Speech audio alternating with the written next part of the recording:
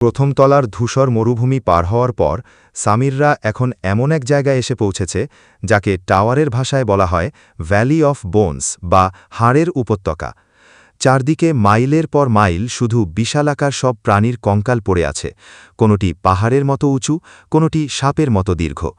এই হাড়গুলোর ওপর দিয়ে হাঁটার সময় এক ধরনের মর্মর শব্দ হচ্ছে, যা এই নিস্তব্ধ পরিবেশে শ্মশানের ভয়াবহতা তৈরি করেছে। সামিরের পিঠে এখন মায়া, মেয়েটি জ্বরে কাঁপছে।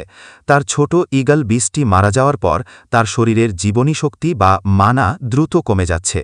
টাওয়ারের নিয়ম বড় নিষ্ঠুর, যদি কোনো মাস্টারের বিস্ট মারা যায় তবে সেই মাস্টারও ধীরে ধীরে দুর্বল হয়ে মারা পড়ে।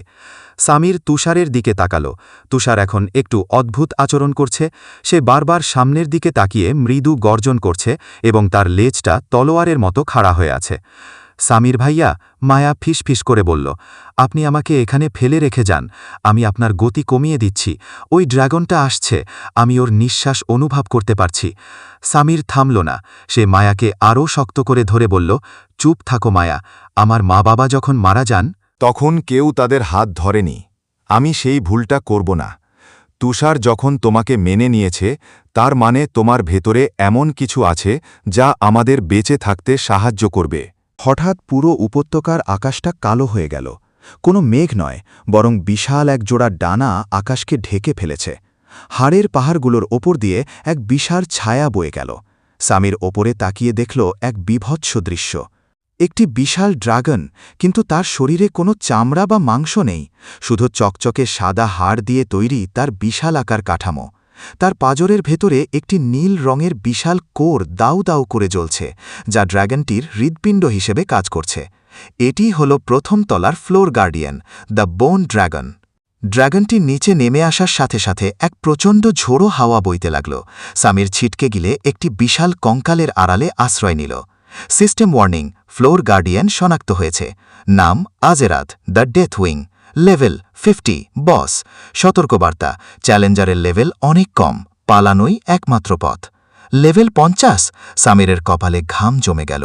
সে মাত্র লেভেল 5-এ আছে। এই ব্যবধান খোঁচানো অসম্ভব। ড্র্যাগনটি তার মুখ খুলল, কোনো আগুন নয়, বরং এক শীতল নীল রঙের ডেথ ব্রেথ বা মৃত্যুর নিঃশ্বাস বেরিয়ে এলো তার মুখ থেকে। যে পাথরের ওপর সেই নিঃশ্বাস লাগল, সেটি মুহূর্তের মধ্যে বরফ হয়ে গুঁড়ো হয়ে গেল। তুষারের দ্বিতীয় রূপ এবং জীবনের ঝুঁকি। সামির দেখল পালানোর কোনো পথ নেই। ড্র্যাগনটি তাদের গন্ধ পেয়ে গেছে। তুষার এবার সামিরের সামনে এসে দাঁড়াল। তার ছোট শরীরটা ধীরে ধীরে কাঁপতে শুরু করল। এবার তার রূপালী চোখ থেকে এক ধরনের তরল আলোর মতো শক্তি নির্গত হয়ে মাটিতে ছড়িয়ে পড়ল।